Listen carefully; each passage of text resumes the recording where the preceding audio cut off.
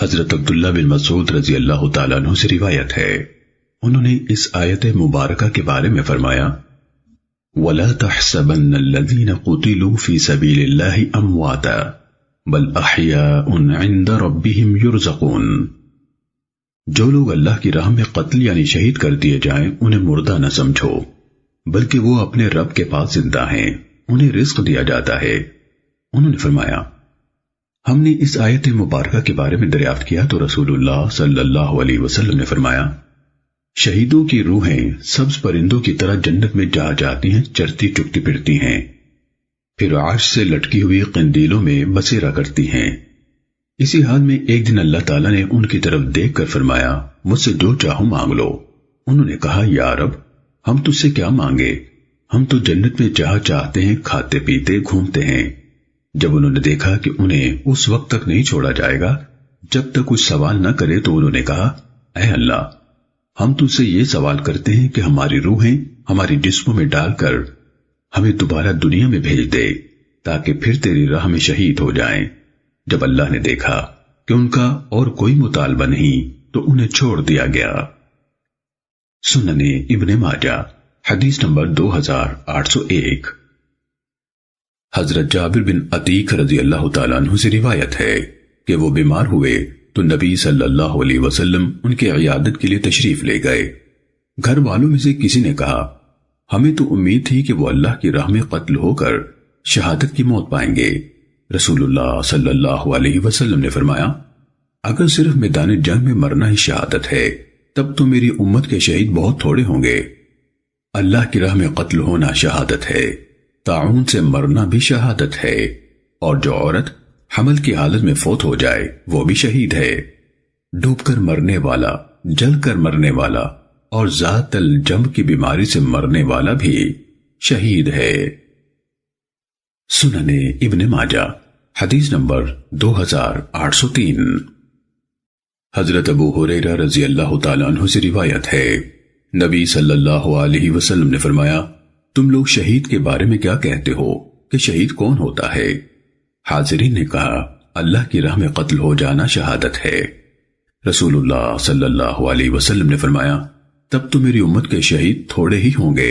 جو اللہ کی راہ میں قتل ہو گیا وہ شہید ہے، اور جو اللہ کی راہ میں فوت ہو گیا وہ بھی شہید ہے، اور پیٹ کی بیماری سے مرنے والا شہید ہے، طاعون سے مرنے والا شہید ہے، ایک روایت میں ہے، اور ڈوب کر مرنے والا شہید ہے۔ سنن ابن ماجہ حدیث نمبر 2804۔ حضرت انس بن مالک رضی اللہ تعالیٰ عنہ سے روایت ہے کہ نبی صلی اللہ علیہ وسلم فتح مکہ کے دن مکہ مکرمہ میں داخل ہوئے تو آپ کے سر پر خود تھا۔ سنن ابن ماجہ حدیث نمبر 2805۔ حضرت سائب بن یزید رضی اللہ تعالیٰ عنہ سے روایت ہے، انہوں نے فرمایا، نبی صلی اللہ علیہ وسلم نے غزوہ احد کے دن 2 زرہیں اوپر نیچے پہنی۔ سنن ابن ماجہ حدیث نمبر 2806۔ حضرت سلیمان بن حبیب رحمہ اللہ سے روایت ہے، انہوں نے کہا، ہم لوگ حضرت ابو امامہ رضی اللہ تعالیٰ عنہ کی خدمت میں حاضر ہوئے۔ انہوں نے ہماری تلواروں کو کچھ چاندی سے مزین دیکھا تو ناراض ہوئے اور فرمایا، لوگوں یعنی صحابہ کرام رضی اللہ عنہم کو بڑی بڑی فتوحات حاصل ہوئیں، ان کی تلواریں تو سونے چاندی سے مزین نہیں تھیں، لیکن ان پر سیسا، لوہا اور علابی لگا ہوتا تھا۔ ابو الحسن قطان نے فرمایا، علابی پٹھے کو کہتے ہیں۔ سنن ابن ماجہ حدیث نمبر 2807۔ حضرت عبداللہ بن عباس رضی اللہ تعالیٰ عنہما سے روایت ہے کہ رسول اللہ صلی اللہ علیہ وسلم نے اپنی تلوار ذوالفقار جنگ بدر کے موقع پر غنیمت میں سے لی تھی۔ سنن ابن ماجہ حدیث نمبر 2808۔ حضرت عقبہ بن عامر جوہنی رضی اللہ تعالیٰ عنہ سے روایت ہے، نبی صلی اللہ علیہ وسلم نے فرمایا، اللہ تعالیٰ ایک تیر کی وجہ سے 3 آدمیوں کو جنت میں داخل فرما دیتا ہے، ایک اسے بنانے والا جبکہ وہ اسے بنانے میں نیکی کا ثواب حاصل ہونے کی امید رکھتا ہو، اور دوسرا اسے چلانے والا، اور تیسرا اسے تیر انداز کو پکڑانے والا۔ اور رسول اللہ صلی اللہ علیہ وسلم نے فرمایا، تیر چلاؤ اور سواری کرو، اور تمہارا تیر اندازی کرنا مجھے تمہاری شہ سواری سے زیادہ پسند ہے۔ مسلمان تفریح کے طور پر جو کام بھی کرتا ہے وہ باطل یعنی بیکار ہے، سوائے کمان سے تیر چلانے اور گھوڑوں کو تربیت دینے کے اور بیوی سے دل لگی کرنے کے، اس لیے کہ یہ تینوں کام حق ہیں۔ سننے ابن ماجہ حدیث نمبر 2811۔ حضرت عمرو بن عبسہ رضی اللہ تعالیٰ عنہ سے روایت ہے، انہوں نے فرمایا میں نے رسول اللہ صلی اللہ علیہ وسلم سے سنا، آپ فرما رہے تھے جو شخص دشمن کی طرف ایک تیر پھینکے اور وہ دشمن تک پہنچ جائے، خواہ دشمن کو لگے یا نہ لگے، وہ ایک غلام آزاد کرنے کے برابر ہے۔ سننے ابن ماجہ حدیث نمبر 2812۔ حضرت عقبہ بن عامر جوہنی رضی اللہ تعالیٰ عنہ سے روایت ہے کہ میں نے رسول اللہ صلی اللہ علیہ وسلم کو منبر پر یہ آیت تلاوت کرتے ہوئے سنا، وَأَعِدُّوا لَهُم مَّا اسْتَطَعْتُم مِّن قُوَّةٍ، دشمن کے مقابلے کے لیے جتنی زیادہ ہو سکے طاقت تیار رکھو۔ پھر 3 بار فرمایا خبردار، طاقت سے مراد تیر اندازی ہے۔ سننے ابن ماجہ حدیث نمبر 2813۔ حضرت عقبہ بن عامر جوہنی رضی اللہ تعالیٰ عنہ سے روایت ہے کہ میں نے رسول اللہ صلی اللہ علیہ وسلم سے سنا، آپ فرما رہے تھے جس نے تیر اندازی سیکھی پھر چھوڑ دی اس نے میری نافرمانی کی۔ سننے ابن ماجہ حدیث نمبر 2814۔ حضرت عبداللہ بن عباس رضی اللہ تعالیٰ عنہما سے روایت ہے، انہوں نے فرمایا نبی صلی اللہ علیہ وسلم کچھ افراد کے پاس سے گزرے جو تیر اندازی کر رہے تھے، آپ نے فرمایا اسماعیل کے بیٹو تیر چلاؤ، تمہارے جد امجد بھی تیر انداز تھے۔ سننے ابن ماجہ حدیث نمبر 2815۔ حضرت حارث بن حسان رضی اللہ تعالیٰ عنہ سے روایت ہے، انہوں نے فرمایا میں مدینے آیا تو میں نے دیکھا کہ نبی صلی اللہ علیہ وسلم منبر پر کھڑے ہیں اور حضرت بلال رضی اللہ تعالیٰ عنہ گلے میں تلوار لٹکائے رسول اللہ صلی اللہ علیہ وسلم کے سامنے کھڑے ہیں۔ مجھے ایک سیاہ جھنڈا نظر آیا، میں نے کہا یہ کون ہے؟ لوگوں نے بتایا یہ حضرت عمرو بن عاص رضی اللہ تعالیٰ عنہ ہیں، جہاد سے آئے ہیں۔ سننے ابن ماجہ حدیث نمبر 2816۔ حضرت جابر بن عبداللہ رضی اللہ تعالیٰ عنہ سے روایت ہے کہ نبی صلی اللہ علیہ وسلم فتح مکہ کے دن مکہ مکرمہ میں داخل ہوئے تو آپ کا جھنڈا سفید تھا۔ سننے ابن ماجہ حدیث نمبر 2817۔ حضرت عبداللہ بن عباس رضی اللہ تعالیٰ عنہما سے روایت ہے کہ رسول اللہ صلی اللہ علیہ وسلم کا بڑا جھنڈا سیاہ اور چھوٹا جھنڈا سفید تھا۔ سننے ابن ماجہ حدیث نمبر 2818۔ حضرت عمر رضی اللہ تعالیٰ عنہ سے روایت ہے کہ وہ باریک ریشم اور موٹے ریشم سے منع فرماتے تھے، مگر جو اتنا سا ہو اسے جائز فرماتے تھے۔ یہ کہتے ہوئے راوی ابو عثمان رحمہ اللہ نے ایک انگلی سے اشارہ کیا، پھر دوسری انگلی سے، پھر تیسری انگلی سے، پھر چوتھی انگلی سے۔ حضرت عمر رضی اللہ تعالیٰ عنہ نے فرمایا رسول اللہ صلی اللہ علیہ وسلم ہمیں اس سے منع فرماتے تھے۔ سننے ابن ماجہ حدیث نمبر 2820۔ حضرت عمر بن حریث رضی اللہ تعالیٰ عنہ سے روایت ہے، انہوں نے فرمایا وہ منظر اب بھی میرے تصور میں ہے، گویا میں رسول اللہ صلی اللہ علیہ وسلم کو دیکھ رہا ہوں کہ آپ نے سیاہ عمامہ پہن رکھا ہے اور اس کے دونوں کنارے پشت کی طرف دونوں کندھوں کے درمیان لٹک رہے ہیں۔ سننے ابن ماجہ حدیث نمبر 2821۔ حضرت جابر رضی اللہ تعالیٰ عنہ سے روایت ہے کہ نبی صلی اللہ علیہ وسلم مکہ میں داخل ہوئے تو آپ نے سیاہ عمامہ پہن رکھا تھا۔ سننے ابن ماجہ حدیث نمبر 2822۔ حضرت ابو ہریرہ رضی اللہ تعالیٰ عنہ سے روایت ہے، انہوں نے کہا رسول اللہ صلی اللہ علیہ وسلم نے مجھے رخصت کرتے وقت فرمایا استودعک اللہ الذی لا تضیع ودائعہ، میں تجھے اللہ کے سپرد کرتا ہوں جس کے سپرد کی ہوئی چیزیں ضائع نہیں ہوتی۔ سننے ابن ماجہ حدیث نمبر 2825۔ حضرت برا بن عازب رضی اللہ تعالیٰ عنہ سے روایت ہے، انہوں نے فرمایا ہم لوگ باتیں کیا کرتے تھے کہ جنگ بدر میں رسول اللہ صلی اللہ علیہ وسلم کے ساتھی 310 سے کچھ زیادہ تھے، جتنی تعداد طالوت کے ساتھ نہر پار کرنے والوں کی تھی، ان کے ساتھ صرف ایمان رکھنے والے نہر سے پار پہنچے تھے۔ سنن ابن ماجہ حدیث نمبر 2828۔ حضرت حلب تائی رضی اللہ تعالیٰ عنہ سے روایت ہے، انہوں نے فرمایا میں نے رسول اللہ صلی اللہ علیہ وسلم سے عیسائیوں کا کھانا کھانے کے بارے میں دریافت کیا تو آپ نے فرمایا تیرے دل میں کوئی کھانا کھٹکا پیدا نہ کرے جس سے نصرانی سے تیری مشابہت ہو جائے۔ سنن ابن ماجہ حدیث نمبر 2830۔ حضرت ابو ثعلبہ خشنی رضی اللہ تعالیٰ عنہ سے روایت ہے، انہوں نے فرمایا میں رسول اللہ صلی اللہ علیہ وسلم کی خدمت میں حاضر ہوا اور عرض کیا اے اللہ کے رسول، کیا ہم مشرکوں کی ہنڈیوں میں کھانا پکا لیا کریں؟ رسول اللہ صلی اللہ علیہ وسلم نے فرمایا ان میں کھانا نہ پکاؤ۔ میں نے کہا اگر ہمیں ضرورت پیش آ جائے اور ان کو استعمال کیے بغیر چارہ نہ ہو تو کیا کریں؟ آپ صلی اللہ علیہ وسلم نے فرمایا انہیں اچھی طرح دھو لو پھر ان میں کھانا پکا کر کھا لو۔ سنن ابن ماجہ حدیث نمبر 2831۔ حضرت عائشہ رضی اللہ تعالیٰ عنہ سے روایت ہے، رسول اللہ صلی اللہ علیہ وسلم نے فرمایا ہم مشرک سے مدد نہیں لیتے۔ امام ابن ماجہ رحمہ اللہ کے استاذ علی بن محمد نے اپنی حدیث میں راوی کے بارے میں تردد کا اظہار کیا ہے کہ وہ عبداللہ بن یزید ہے یا عبداللہ بن زید ہے۔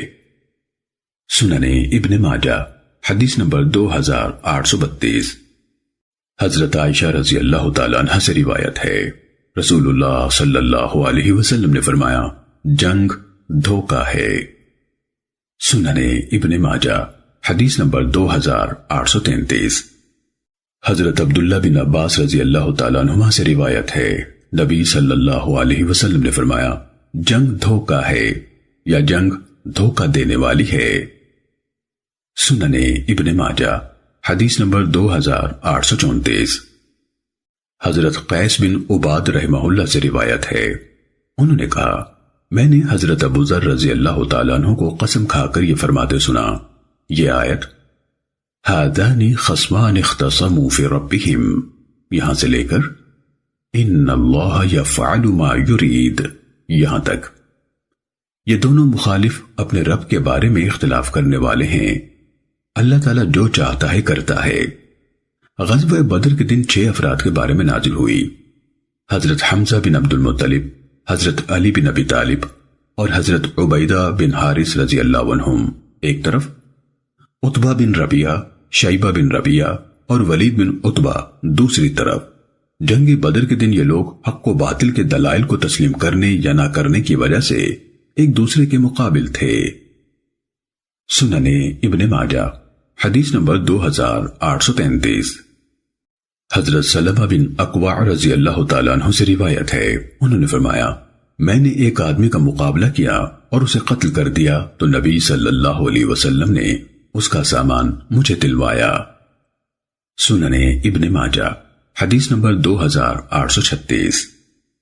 حضرت ابو قتادہ رضی اللہ تعالیٰ عنہ سے روایت ہے کہ رسول اللہ صلی اللہ علیہ وسلم نے انہیں ایک مقتول یعنی کافر کا ذاتی سامان دلوایا جسے انہوں نے جنگ حنین میں قتل کیا تھا۔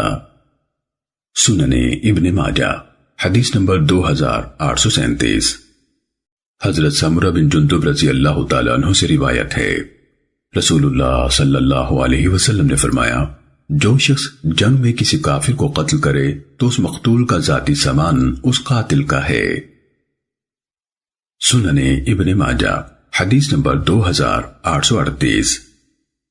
حضرت صعب بن جسامہ رضی اللہ تعالیٰ عنہ سے روایت ہے، نبی صلی اللہ علیہ وسلم سے سوال کیا گیا کہ اگر مشرکین کی کسی بستی پر شب خون مارا جائے اور اس دوران میں عورتوں اور بچوں کو نقصان پہنچے، وہ زخمی یا قتل ہو جائیں تو کیا حکم ہے؟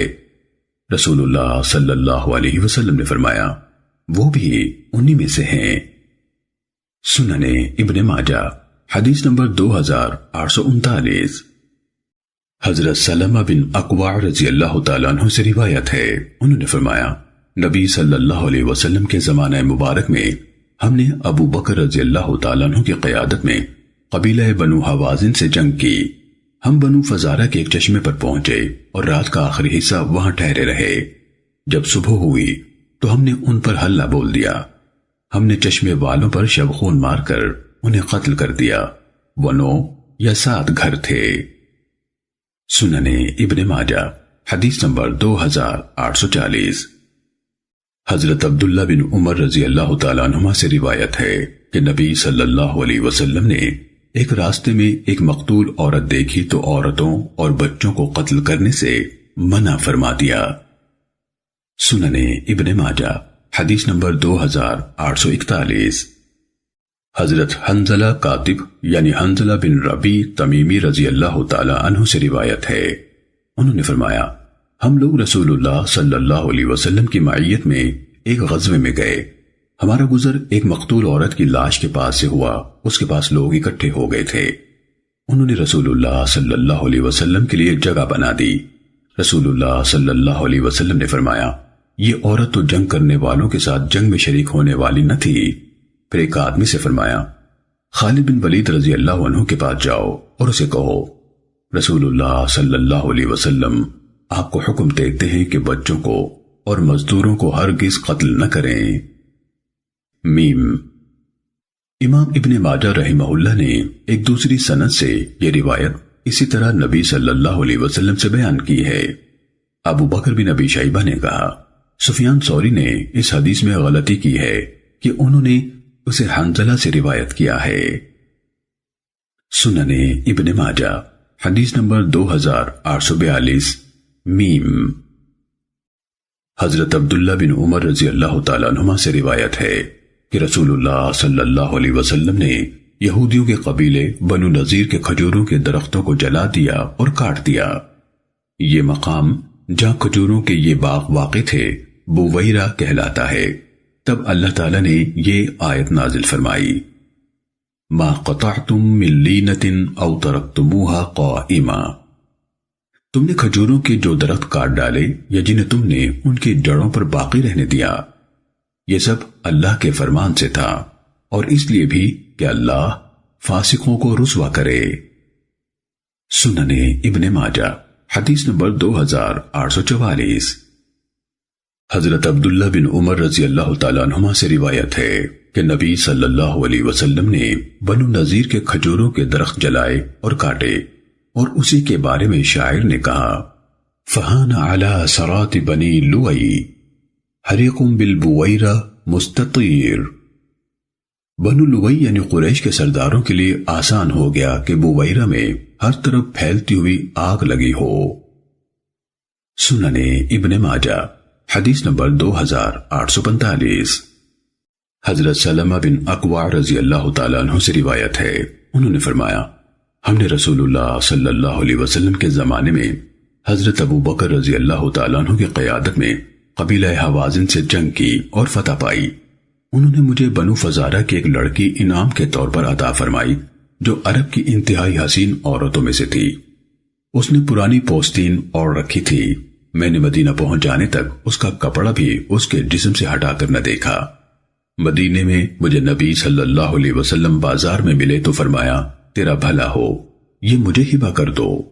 میں نے وہ رسول اللہ صلی اللہ علیہ وسلم کو ہبہ کر دی۔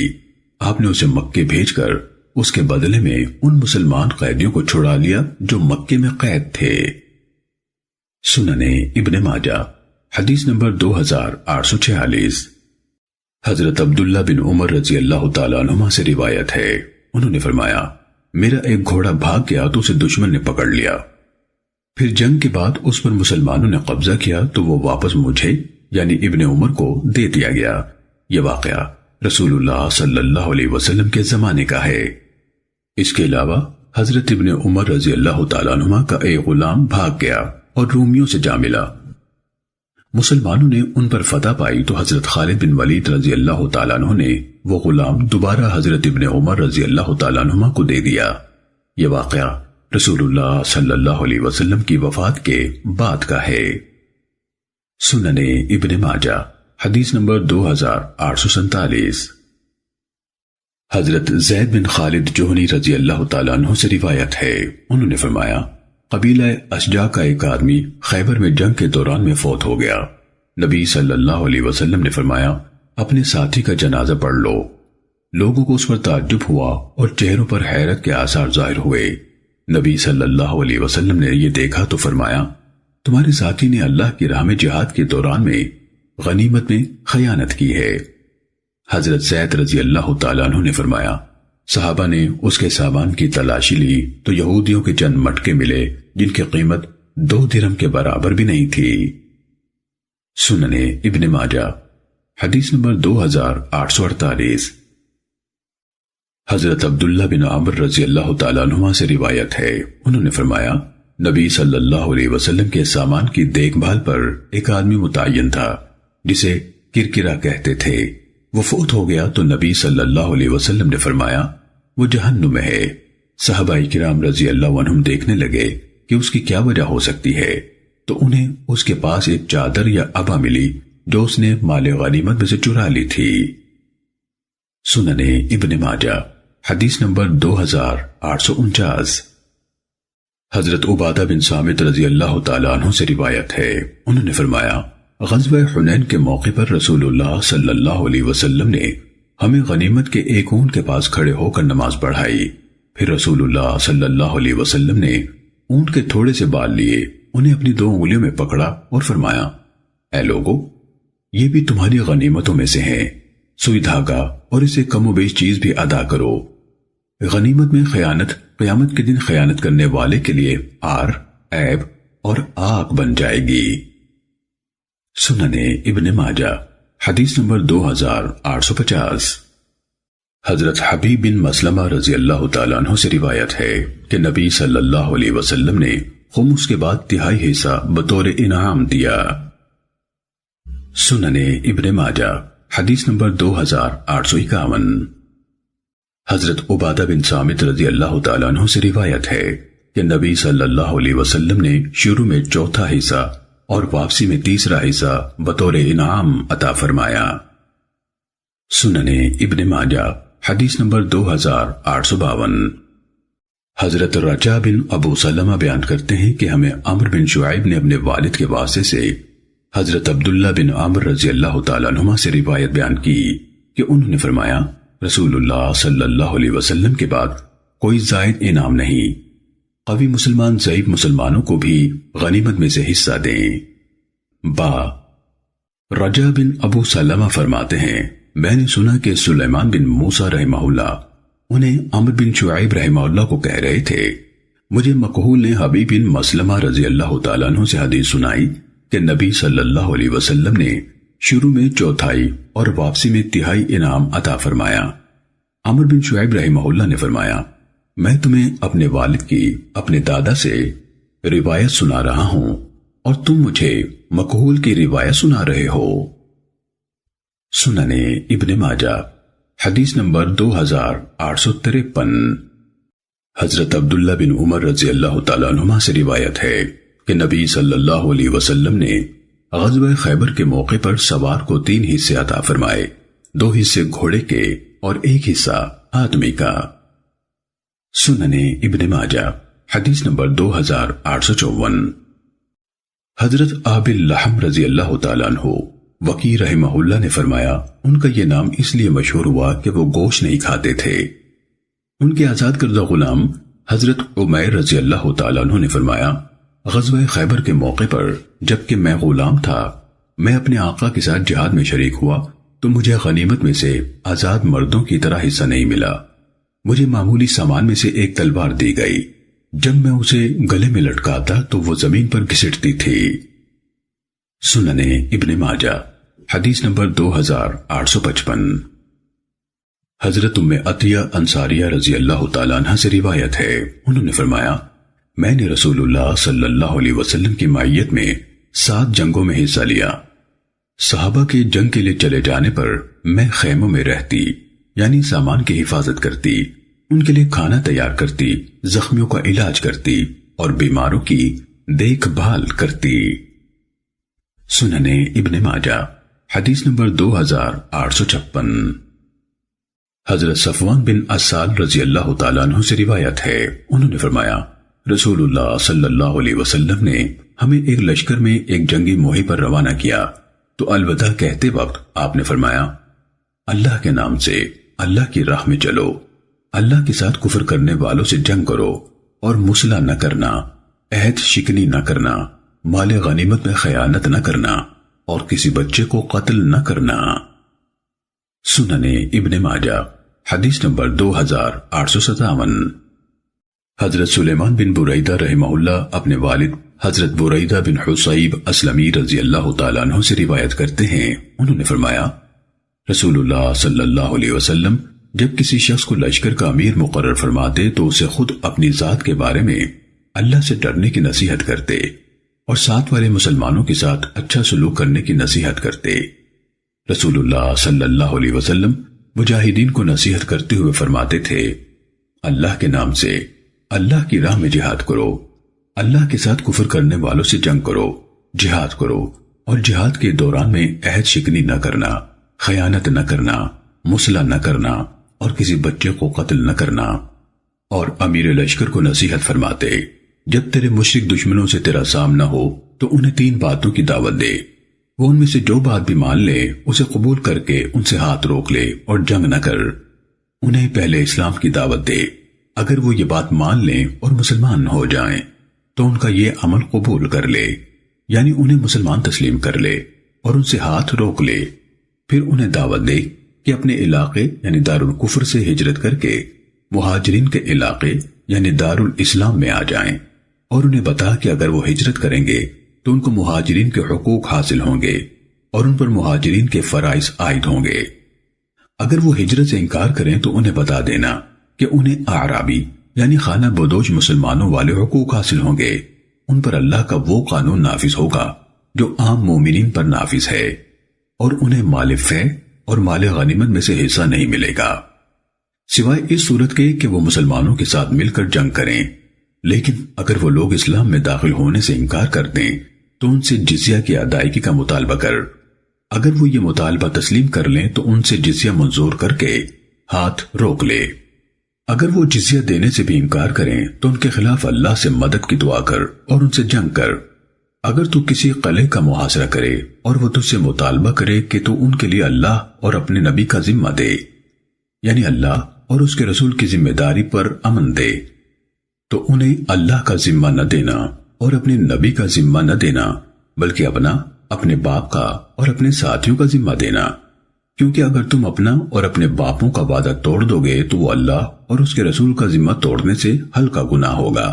اگر تو کسی قلعے کا محاصرہ کرے اور وہ اللہ کا فیصلہ قبول کرتے ہوئے قلعے سے دستبردار ہونے پر رضامندی کا اظہار کریں تو انہیں اللہ کے فیصلے پر دستبردار ہونے کو مت کہہ، بلکہ انہیں اپنا فیصلہ قبول کرنے کا مطالبہ کرتے ہوئے اسی شرط پر دستبردار ہونے کو کہہ، کیونکہ تجھے نہیں معلوم کہ اللہ کے فیصلے کے مطابق فیصلہ کر سکے گا یا نہیں۔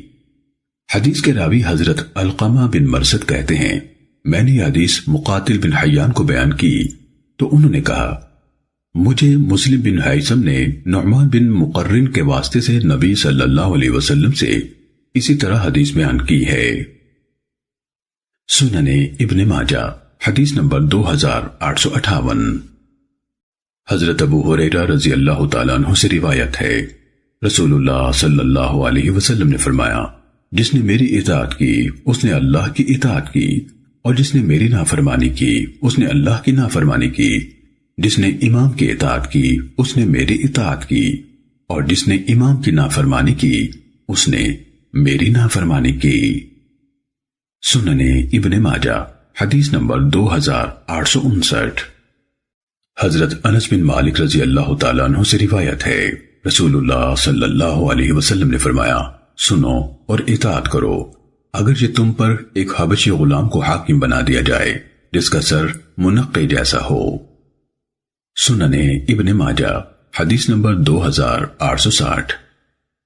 حضرت ام حسین بنت اسحاق رضی اللہ تعالیٰ عنہ سے روایت ہے انہوں نے فرمایا میں نے رسول اللہ صلی اللہ علیہ وسلم سے سنا آپ فرما رہے تھے اگر تم پر ایک ناک کان کٹا حبشی غلام بھی امیر مقرر کیا جائے تو اس کی بات سنو اور تسلیم کرو جب تک وہ تمہیں اللہ کی کتاب کے مطابق لے کر چلے۔ سننے ابن ماجہ حدیث نمبر 2861۔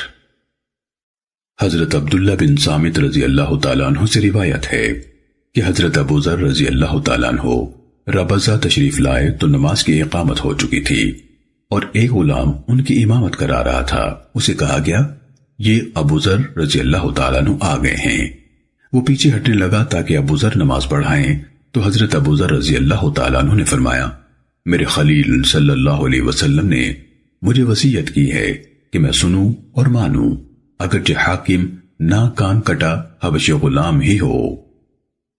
سننے ابن ماجہ حدیث نمبر 2862۔ حضرت ابو سعید خدری رضی اللہ تعالیٰ عنہ سے روایت ہے کہ رسول اللہ صلی اللہ علیہ وسلم نے حضرت علقمہ بن مجزز رضی اللہ تعالیٰ عنہ کی قیادت میں ایک لشکر روانہ فرمایا۔ میں بھی اس میں شامل تھا۔ جب وہ لشکر غزوے کے مقام پر پہنچا، ابھی راستے ہی میں تھا کہ فوج کے ایک حصے نے دشمن پر حملہ کرنے میں پہل کرنے کے لیے آگے جانے کی اجازت طلب کی۔ علقمہ رضی اللہ تعالیٰ عنہ نے انہیں اجازت دے دی اور حضرت عبداللہ بن حذافہ بن قیس سہمی رضی اللہ تعالیٰ عنہ کو ان کا امیر مقرر کیا۔ میں ان لوگوں میں شامل تھا جنہوں نے یعنی عبداللہ بن حذافہ رضی اللہ تعالیٰ عنہ کے ساتھ مل کر جنگ کی۔ ابھی وہ راستے ہی میں تھے، یعنی دشمن سے آمنا سامنا نہیں ہوا تھا کہ اس دستے کے لوگوں نے سردی سے بچاؤ کے لیے یا کسی اور مقصد کے لیے آگ جلائی۔ عبداللہ رضی اللہ تعالیٰ عنہ کچھ مزاحیہ طبیعت رکھتے تھے۔ انہوں نے ساتھیوں سے کہا کیا میرا حکم سن کر تم پر اطاعت کرنا لازم نہیں؟ انہوں نے کہا لازم ہے۔ فرمایا میں تمہیں جو بھی حکم دوں کیا تم مانو گے؟ انہوں نے کہا ہاں۔ فرمایا میں تمہیں قطعی حکم دیتا ہوں کہ اس آگ میں چھلانگے لگا دو۔ یہ حکم سن کر بعض افراد اٹھ کھڑے ہوئے اور چھلانگے لگانے کو تیار ہو گئے۔ جب عبداللہ رضی اللہ تعالیٰ عنہ نے دیکھا کہ یہ لوگ آگ میں کودنے والے ہیں تو فرمایا رک جاؤ، میں تو تم سے مذاق کر رہا تھا۔ حضرت ابو سعید رضی اللہ تعالیٰ عنہ نے فرمایا جب ہم واپس مدینے آئے تو صحابہ نے یہ بات رسول اللہ صلی اللہ علیہ وسلم کے گوش گزار کی۔ رسول اللہ صلی اللہ علیہ وسلم نے فرمایا ان امیروں میں سے جو کوئی تمہیں اللہ کی نافرمانی کا حکم دے اس کی اطاعت نہ کرو۔ سننے ابن ماجہ حدیث نمبر 2863۔ حضرت عبداللہ بن عمر رضی اللہ تعالیٰ عنہما سے روایت ہے رسول اللہ صلی اللہ علیہ وسلم نے فرمایا مسلمان آدمی پر امیر کی اطاعت فرض ہے، خواہ دل چاہے یا نہ چاہے، سوائے اس کے کہ کسی گناہ کا حکم دیا جائے۔ جب کسی گناہ کا حکم دیا جائے تو نہ سننا ہے اور نہ ماننا ہے۔ سننے ابن ماجہ حدیث نمبر 2864۔ حضرت عبداللہ بن مسعود رضی اللہ تعالیٰ عنہ سے روایت ہے نبی صلی اللہ علیہ وسلم نے فرمایا میرے بعد کچھ ایسے لوگ بھی تمہارے معاملات کے نگران اور تمہارے حکمران ہوں گے جو سنت کی روشنی کو بجھائیں گے، بدعت پر عمل پیرا ہوں گے اور نماز کو افضل وقت سے دیر کر کے پڑھیں گے۔ میں نے کہا اللہ کے رسول اگر میں انہیں پاؤں تو کیا کروں؟ آپ نے فرمایا اے ام عبد کے بیٹے مجھ سے پوچھتے ہو کہ کیا کرو گے؟ جو شخص اللہ کی نافرمانی کرے اس کی کوئی اطاعت نہیں۔ سننے ابن ماجہ حدیث نمبر 2865۔ حضرت عبادہ بن صامت رضی اللہ تعالیٰ عنہ سے روایت ہے انہوں نے فرمایا ہم نے رسول اللہ صلی اللہ علیہ وسلم سے بیعت کی کہ ہم ہر حال میں سنیں گے اور تعمیل کریں گے، مشکل میں بھی، آسانی میں بھی، دل کی آمادگی کی حالت میں بھی اور طبعی ناگواری کی حالت میں بھی، اور اس وقت بھی جب ہم پر دوسروں کو ترجیح دی جائے اور حکومت کے معاملات میں ہم اہل حکومت سے کشمکش نہیں کریں گے، اور ہم جہاں بھی ہوں گے سچ کہیں گے اور اللہ کی رضامندی کے کام میں کسی ملامت کرنے والے کی ملامت سے نہیں ڈریں گے۔ سننے ابن ماجہ حدیث نمبر 2866۔ حضرت ابو مسلم عبداللہ بن صوب خولانی رحمہ اللہ سے روایت ہے انہوں نے کہا مجھے پیارے دیانتدار صحابی حضرت عوف بن مالک اشجعی رضی اللہ تعالیٰ عنہ نے حدیث سنائی۔ وہ مجھے پیارے تھے اور میری نظر میں دیانتدار تھے۔ انہوں نے فرمایا ہم 7 یا 8 یا 9 افراد نبی صلی اللہ علیہ وسلم کی خدمت میں حاضر تھے۔ آپ صلی اللہ علیہ وسلم نے فرمایا کیا تم اللہ کے رسول کی بیعت نہیں کرو گے؟ ہم نے ہاتھ بڑھا دیے ایک صاحب نے عرض کیا، اللہ کے رسول، ہم آپ کی بیعت کر چکے ہیں، اب کس بات پر بیعت کریں؟ آپ نے فرمایا، اس بات پر کہ اللہ کی عبادت کرو گے، اس کے ساتھ کسی چیز کو شریک نہیں کرو گے، 5 نمازیں قائم کرو گے اور حکم سن کر مانو گے، پھر آہستہ سے ایک بات فرمائی، اور لوگوں سے کچھ نہیں مانگو گے۔ ابو مسلم رحمہ اللہ نے فرمایا، میں نے ان میں سے ایک صاحب کو دیکھا کہ سواری پر بیٹھے ہوئے ان کا کوڑا ہاتھ سے چھوٹ کر گر پڑتا تھا، تو وہ کسی کو یہ نہیں کہتے تھے کہ یہ کوڑا پکڑا دیں، یعنی خود سواری سے اتر کر اٹھا لیتے تھے۔ سنن ابن ماجہ حدیث نمبر 2867۔ حضرت انس بن مالک رضی اللہ تعالیٰ عنہ سے روایت ہے، انہوں نے فرمایا، ہم نے سماع و طاعت یعنی حکم کو توجہ سے سن کر پوری اطاعت کرنے پر رسول اللہ صلی اللہ علیہ وسلم کی بیعت کی۔ رسول اللہ صلی اللہ علیہ وسلم نے فرمایا، تم سے جس قدر ممکن ہو۔ سنن ابن ماجہ حدیث نمبر 2868۔ حضرت جابر رضی اللہ تعالیٰ عنہ سے روایت ہے، انہوں نے فرمایا، ایک غلام نے حاضر ہو کر نبی صلی اللہ علیہ وسلم سے ہجرت کی بیعت کر لی۔ نبی صلی اللہ علیہ وسلم کو معلوم نہ تھا کہ وہ غلام ہے۔ بعد میں اس کا آقا اسے لینے آ گیا تو نبی صلی اللہ علیہ وسلم نے فرمایا، یہ غلام میرے ہاتھ فروخت کر دو۔ چنانچہ آپ نے 2 سیاہ فام غلاموں کے عوض اسے خرید لیا۔ اس کے بعد آپ یہ پوچھے بغیر کسی سے بیعت نہیں لیتے تھے کہ کیا وہ غلام ہے۔ سنن ابن ماجہ حدیث نمبر 2869۔ حضرت ابو ہریرہ رضی اللہ تعالیٰ عنہ سے روایت ہے، رسول اللہ صلی اللہ علیہ وسلم نے فرمایا، 3 آدمی ہیں جن سے اللہ تعالیٰ قیامت کے دن کلام نہیں کرے گا، نہ ان کی طرف نظر رحمت سے دیکھے گا، نہ انہیں پاک کرے گا، اور ان کے لیے دردناک عذاب ہے۔ ایک وہ آدمی جو بیابان میں اپنی ضرورت سے زائد پانی پر قابض ہے، مسافر کو نہیں لینے دیتا۔ دوسرا وہ آدمی جس نے عصر کے بعد کسی آدمی کو کوئی چیز بیچی، یعنی بھاؤ طے کرتے وقت اللہ کی قسم کھا کر کہا کہ اس نے یہ چیز اتنے کی لی تھی۔ گاہک نے اسے سچا سمجھ لیا، حالانکہ وہ سچا نہ تھا۔ تیسرا وہ آدمی جس نے کسی امام یعنی خلیفہ یا اس کے نائب کی بیعت کی، اور بیعت صرف دنیا کے حصول کے لیے کی۔ اگر اس امام نے دنیا کا کچھ مال دے دیا تو وہ وفادار رہا، اور اگر اسے کچھ نہ دیا تو اس نے بھی وفا نہ کی۔ سنن ابن ماجہ حدیث نمبر 2870۔ حضرت ابو ہریرہ رضی اللہ تعالیٰ عنہ سے روایت ہے، رسول اللہ صلی اللہ علیہ وسلم نے فرمایا، بنی اسرائیل کے انتظامی، معاشرتی، دینی اور دنیاوی امور کی دیکھ بھال ان کے انبیاء کرام کرتے تھے۔ جب کوئی نبی فوت ہو جاتا تو دوسرا نبی اس کا جانشین ہو جاتا، لیکن میرے بعد تمہارے اندر کوئی نبی آنے والا نہیں۔ صحابہ کرام رضی اللہ عنہم نے عرض کیا، اے اللہ کے رسول، پھر ان معاملات کا کیا ہوگا؟ آپ نے فرمایا، خلفاء ہوں گے اور بہت زیادہ ہوں گے۔ انہوں نے عرض کیا، پھر ہم کیا کریں؟ فرمایا، پہلے خلیفہ کی بیعت پر قائم رہو، پھر اس کے بعد جو بیعت کے لحاظ سے پہلا ہو، تم پر جو فرائض ہیں ادا کرو، ان کے فرائض کے بارے میں اللہ تعالیٰ ان سے باز پرس فرمائے گا۔ سنن ابن ماجہ حدیث نمبر 2871۔ حضرت عبداللہ بن مسعود رضی اللہ تعالیٰ عنہ سے روایت ہے، رسول اللہ صلی اللہ علیہ وسلم نے فرمایا، ہر عہد شکن کے لیے قیامت کے دن جھنڈا نصب کیا جائے گا اور کہا جائے گا، یہ فلاں کی عہد شکنی ہے۔ سنن ابن ماجہ حدیث نمبر 2872۔ حضرت ابو سعید خدری رضی اللہ تعالیٰ عنہ سے روایت ہے، رسول اللہ صلی اللہ علیہ وسلم نے فرمایا، قیامت کے دن ہر عہد شکن کے لیے اس کی عہد شکنی کے مطابق جھنڈا نصب کیا جائے گا۔ سنن ابن ماجہ حدیث نمبر 2873۔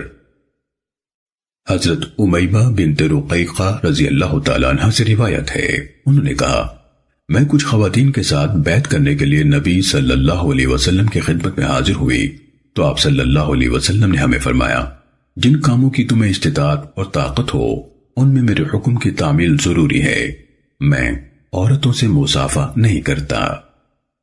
سنن ابن ماجہ حدیث نمبر 2874۔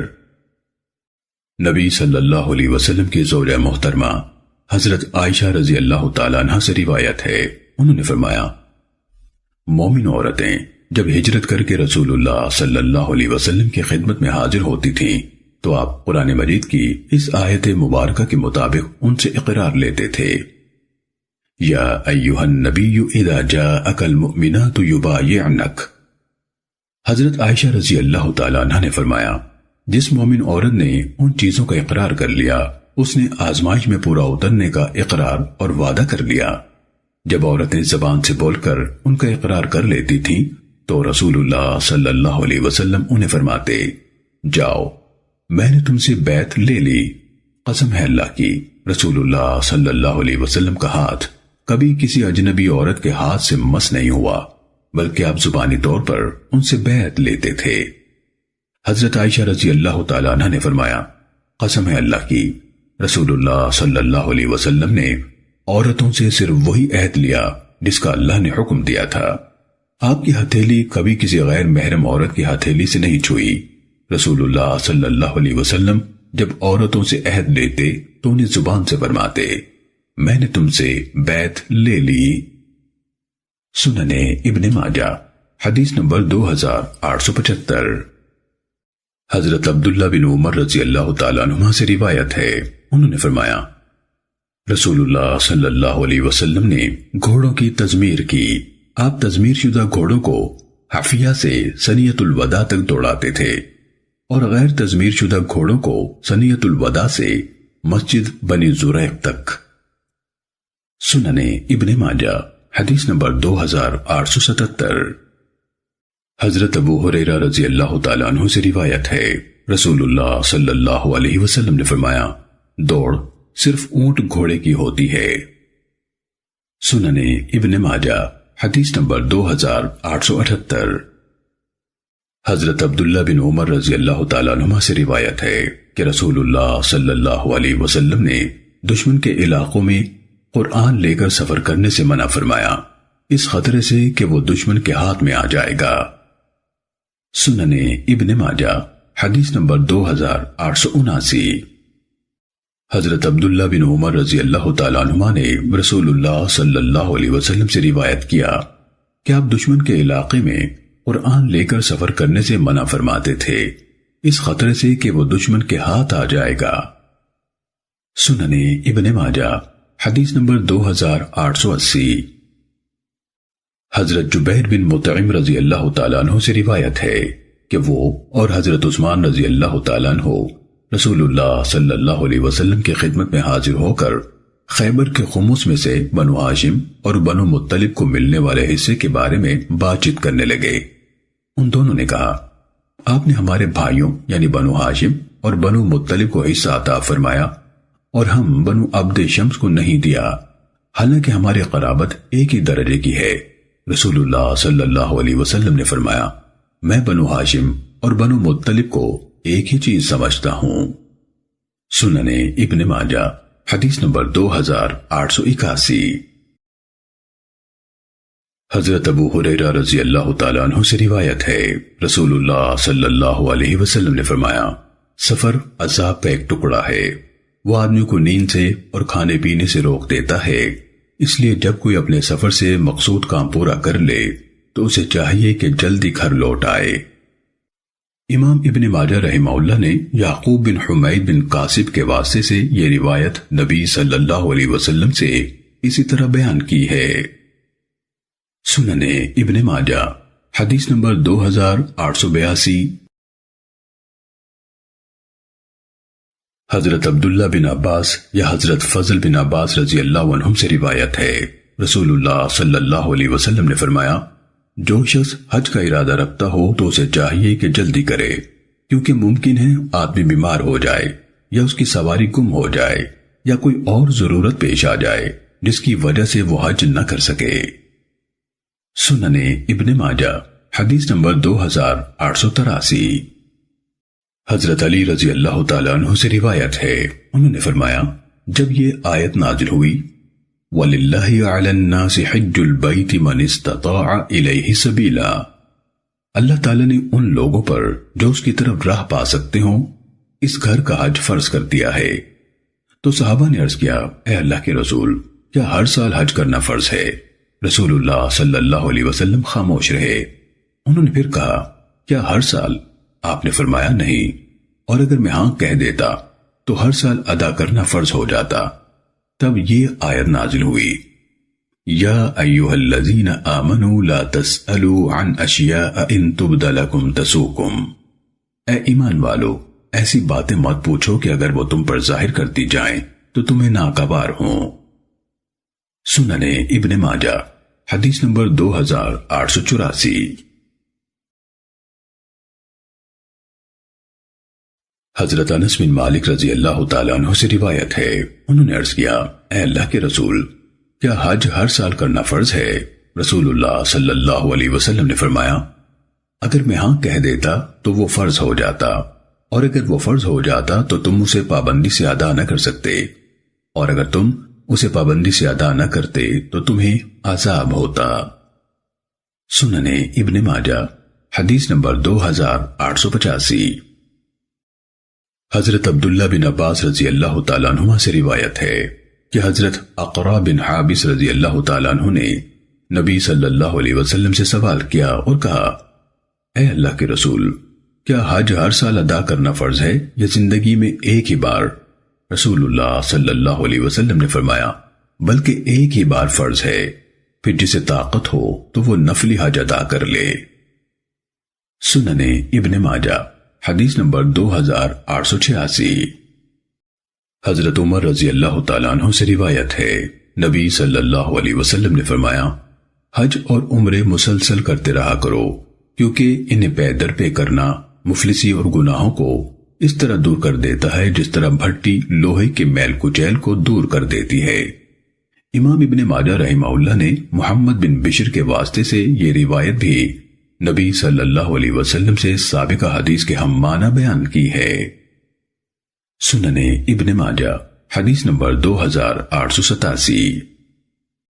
حضرت ابو ہریرہ رضی اللہ تعالیٰ عنہ سے روایت ہے، نبی صلی اللہ علیہ وسلم نے فرمایا، ایک عمرے کے بعد دوسرا عمرہ دونوں کی درمیانی مدت کے گناہوں کا کفارہ ہو جاتا ہے، اور حج مبرور نیکیوں والے حج کا بدلہ محض جنت ہے۔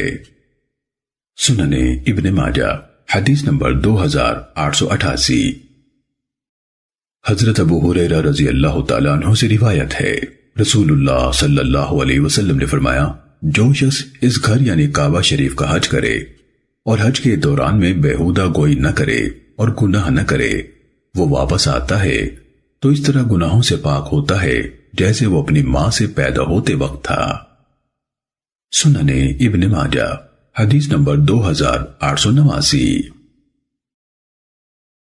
حضرت انس بن مالک رضی اللہ تعالیٰ عنہ سے روایت ہے، انہوں نے فرمایا، نبی صلی اللہ علیہ وسلم نے ایک پرانے کجاوے پر اور ایک ایسی معمولی چادر اوڑھ کر حج ادا کیا جس کی قیمت 4 درہم تھی یا 4 درہم کے برابر بھی نہ تھی، اور فرمایا، اے اللہ، حج کے فرض کی ادائیگی مقصود ہے، دکھلاوا اور شہرت مقصود نہیں۔ سنن ابن ماجہ حدیث نمبر 2890۔ حضرت عبداللہ بن عباس رضی اللہ تعالیٰ عنہما سے روایت ہے، انہوں نے فرمایا، ہم مکے اور مدینے کے درمیان رسول اللہ صلی اللہ علیہ وسلم کے ہمراہ تھے۔ ہم ایک وادی سے گزرے تو نبی صلی اللہ علیہ وسلم نے فرمایا، یہ کون سی وادی ہے؟ صحابہ نے عرض کیا، یہ وادی ازرق ہے۔ آپ نے فرمایا، گویا میں موسیٰ علیہ السلام کو دیکھ رہا ہوں۔ آپ نے ان کے بالوں کی لمبائی کے بارے میں کچھ فرمایا جو راوی حدیث داود بن ابی ہند کو یاد نہیں رہا۔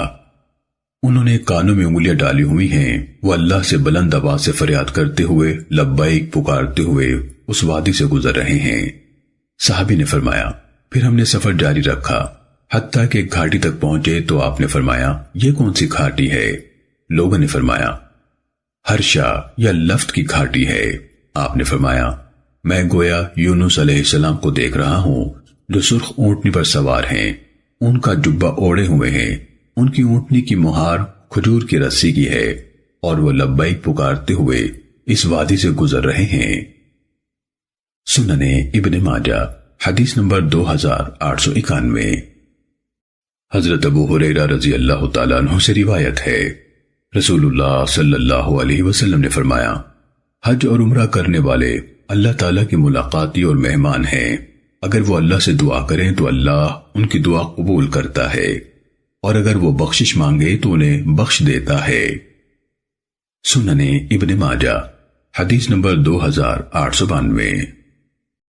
حضرت عبداللہ بن عمر رضی اللہ تعالیٰ عنہما سے روایت ہے، نبی صلی اللہ علیہ وسلم نے فرمایا، اللہ کی راہ میں جنگ کرنے والا مجاہد، حاجی اور عمرہ کرنے والا اللہ کے مہمان ہیں۔ اس نے انہیں بلایا تو انہوں نے تعمیل کی، انہوں نے اللہ سے مانگا تو اللہ نے دے دیا۔ سنن ابن ماجہ حدیث نمبر 2893۔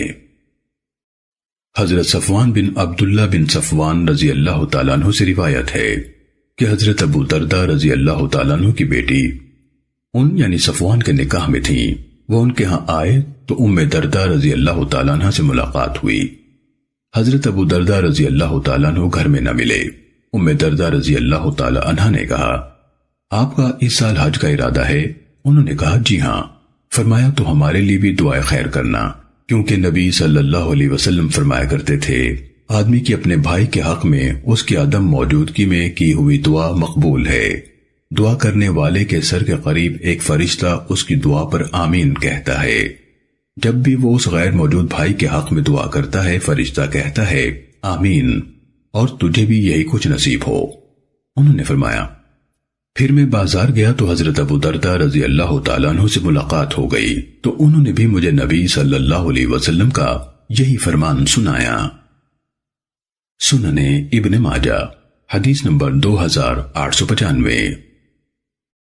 حضرت ابو سعید رضی اللہ تعالیٰ عنہ سے روایت ہے، رسول اللہ صلی اللہ علیہ وسلم نے فرمایا، کوئی عورت 3 دن یا زیادہ کا سفر نہ کرے مگر اپنے باپ، بھائی، بیٹے، خاوند یا کسی اور محرم کی معیت میں۔ سنن ابن ماجہ حدیث نمبر 2898۔ حضرت ابو ہریرہ رضی اللہ تعالیٰ عنہ سے روایت ہے، نبی صلی اللہ علیہ وسلم نے فرمایا، جو عورت اللہ اور قیامت پر ایمان رکھتی ہے اس کے لیے 1 دن کا سفر کرنا حلال نہیں جبکہ اس کے ساتھ محرم نہ ہو۔ سنن ابن ماجہ حدیث نمبر 2899۔ حضرت عبداللہ بن عباس رضی اللہ تعالیٰ عنہما سے روایت ہے، انہوں نے فرمایا، ایک اعرابی نبی صلی اللہ علیہ وسلم کی خدمت میں حاضر ہوا اور عرض کیا، میرا نام فلاں فلاں غزوے میں لکھا گیا ہے اور میری عورت حج کے لیے روانہ ہو چکی ہے۔ آپ صلی اللہ علیہ وسلم نے فرمایا، اس کے ساتھ چلا جا۔ سنن ابن ماجہ حدیث نمبر 2900۔